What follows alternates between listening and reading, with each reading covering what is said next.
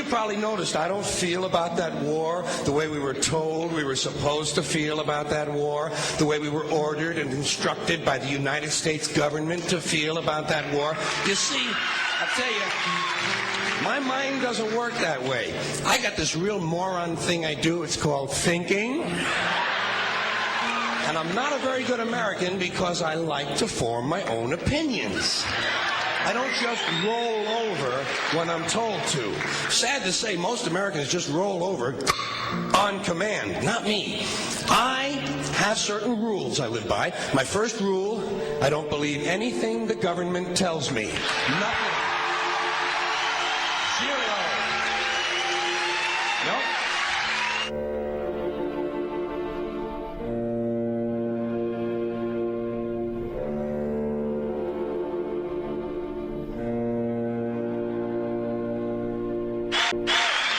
And I don't take very seriously the media or the press in this country, who in the case of the Persian Gulf War were nothing more than unpaid employees of the Department of Defense, and who most of the time function as kind of an unofficial public relations agency for the United States government.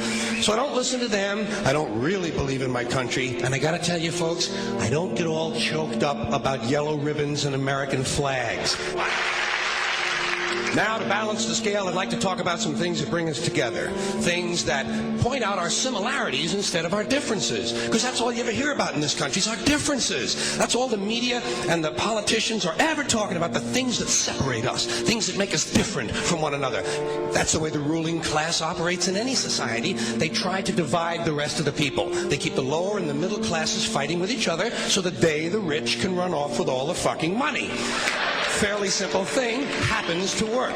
You know, anything different, that's what they're going to talk about. Race, religion, ethnic and national background, jobs, income, education, social status, sexuality, anything you can do, keep us fighting with each other so that they can keep going to the bank. You know how I describe the economic and social classes in this country? The upper class keeps all of the money, pays none of the taxes.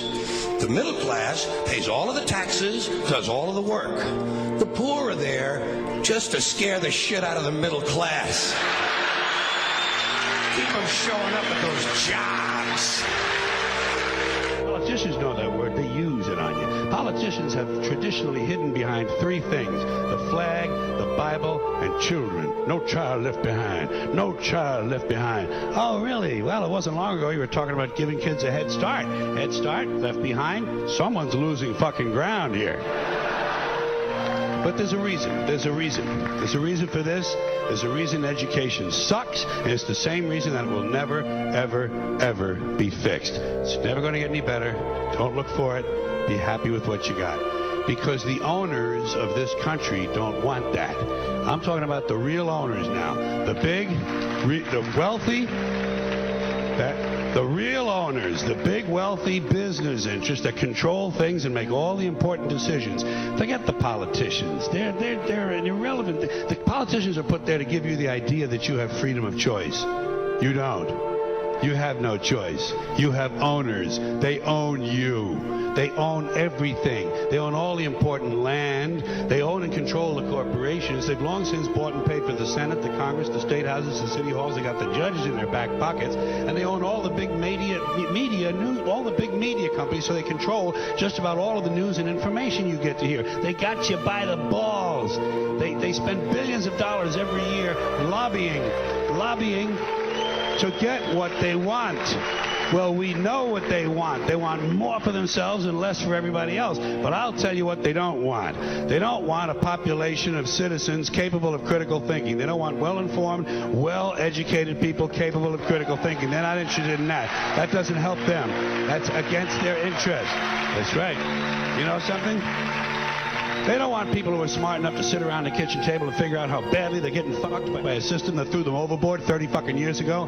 They don't want that. You know what they want? They want obedient workers.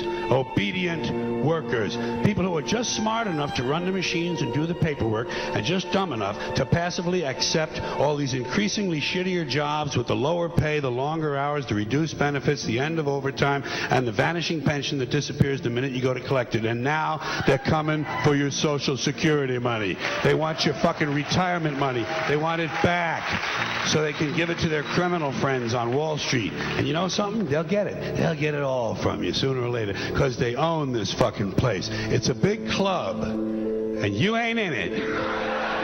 You and I are not in the big club.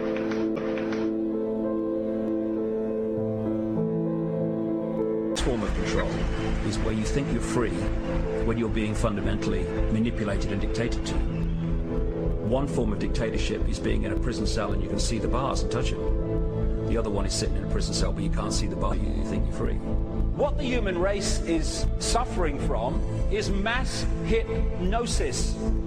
We are being hypnotized by people like this. Newsreaders, politicians, teachers, lecturers.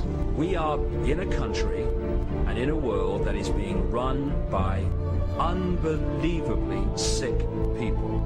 The chasm between what we're told is going on and what is really going on is absolutely enormous.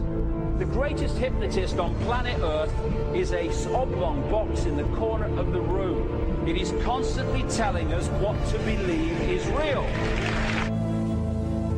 Historically, the control and manipulation of political opinion has been the Freemasons' main weapon in gaining control of countries and states. Once in control of the rulers and politicians of a country, laws and political structures could be changed in accordance with their agenda. However, since restricting the body does not necessarily mean restricting the mind, the Freemason recognizes that their plan for a global government hinges completely on subduing the masses to their agenda, and thus eliminating opposition to their cause. And the greatest threat to their plan, posing more danger than any army or law, is the threat of a free-thinking mind. In order to eliminate this threat and to achieve their objective, the Masons have set about the boldest plan ever devised: the complete control of every aspect of human life, your life. And the weapons they are using against you are in your very homes, entertaining you and your children, and gradually indoctrinating you without you even realizing.